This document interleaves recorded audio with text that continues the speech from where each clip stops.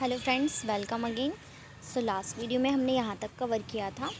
Now we will start with natural environment. So natural environment क्या है? Land, water, air, plants and animals comprise the natural environment. हमारे natural environment में क्या क्या चीज़ें आती हैं? लैंड आता है, वाटर आता है, air, plants and animals. You are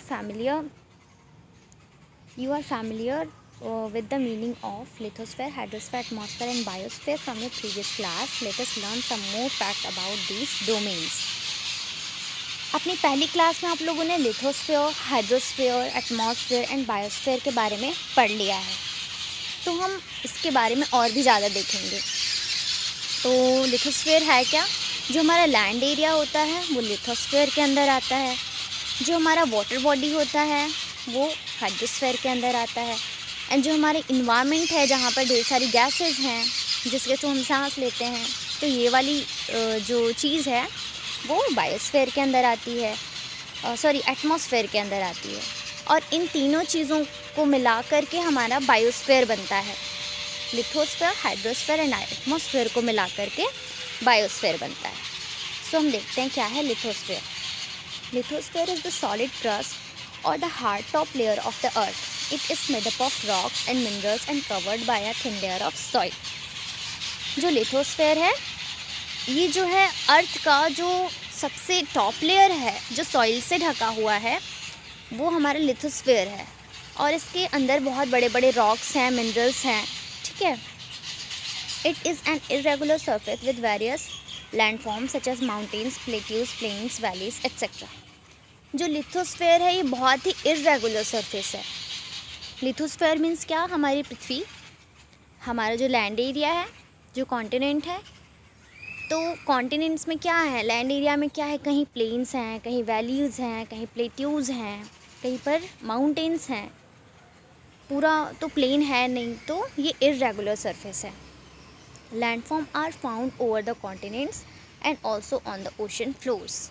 जो लैंडफॉर्म है वो ओशनिक फ्लोर पर भी पाया जाता है और कॉन्टिनेंट्स पे भी पाया जाता है।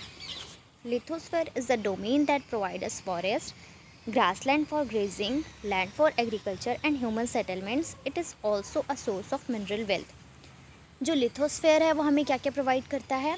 फॉरेस्ट प्रोवाइड करता है, ग्रासलैंड्स प्रोवाइड करता है। ग्रासलैंड्स जहाँ पर हम अपने पशुओं को चारा खिला सकते हैं। और एग्रीकल्चर के लिए भी लैंड प्रोवाइड करता है, जहाँ पर हम एग्रीकल्चर करते हैं। और ह्यूमन सेटलमेंट्स, जहाँ पर हम घर बनाकर आसानी से रह सकते हैं। It is also a source of mineral wealth. ये एक मिनरल का भी सोर्स है। लाइक लिथोस्फीयर में बहुत सारे मिनरल्स पाए जाते हैं, ठीक है। तो ये एक फिगर है जहाँ पर सारी चीज़ें हैं। हाइड्रोस्फीयर जो वाटर बॉडी है वो हाइड्रोस्फीयर के अंदर है। एंड एटमॉस्फेयर ये जो जहाँ पर गैसेस हैं हमारी। एंड लिथोस्फीयर जहाँ पर ये ह्यूमन सेटलमेंट्स हैं, ग्रासलैंड्स हैं, ठीक है। एंड एग्रीकल्चर भी दिख रहा है हमें। एंड इन तीनों को मिलाकर के बायोस्फीयर बन रहा है। किसको मिला के? एटमॉस्फेयर, हाइड्रोस्फीयर, लिथोस्फीयर मिलकर के बायोस्फीयर बना रहे हैं, ठीक है।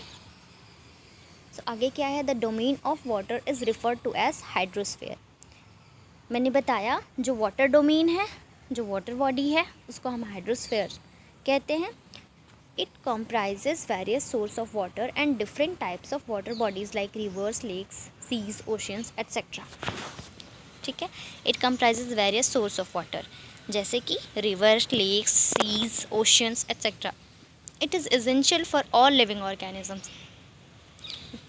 आसान सी बात है। हाइड्रोस्फीयर यानी वाटर ह्यूमन बींग्स का या लिविंग ऑर्गेनिजम्स जो भी हैं उनकी लाइफ का एक बहुत ही बड़ा हिस्सा है। नेक्स्ट क्या है हमारा? The atmosphere. So atmosphere is the thin layer of air that surrounds the earth. The gravitational force of the earth holds the atmosphere around it. जो एटमॉस्फेयर है ये एयर का एक थिन लेयर है, ठीक है, जो अर्थ को सराउंड करता है। पृथ्वी के चारों ओर एक एयर का जो थिन लेयर है वही हमारा एटमॉस्फेयर है। और एटमॉस्फेयर को होल्ड करके कौन रखता है? तो जो पृथ्वी की ग्रेविटेशनल फोर्सेस हैं वो एटमॉस्फेयर को होल्ड करके रखती हैं। It protect us from the harmful rays and scorching heat of the sun. ये सन की हार्मफुल रेज से हमें प्रोटेक्ट करता है कौन? Atmosphere. It consist of number of gases, dust and water vapour. And atmosphere में क्या क्या है? गैसेस हैं बहुत सारी, डस्ट हैं एंड वाटर वेपर है। The change in the atmosphere produce change in the weather and climate. हमारे एटमॉस्फेयर में चेंज की वजह से हमारे वेदर में भी क्लाइमेट हम नोटिस कर सकते हैं। जैसे कि अभी का आप देख सकते हैं, नवंबर चल रहा है बट ठंडी अक्टूबर जैसी लग रही है, अक्टूबर या सितंबर लास्ट में जैसे लगती थी, अभी उतनी ठंडी नहीं लग रही। तो ये ग्लोबल वार्मिंग की वजह से हो रहा है। तो एटमॉस्फेयर में हमारे चेंज आया। अब एटमॉस्फेयर में चेंज की वजह से हम अपने वेदर में चेंज देख रहे हैं। एंड आगे देखते हैं, plants and animal kingdom together make biosphere और द लिविंग वर्ल्ड।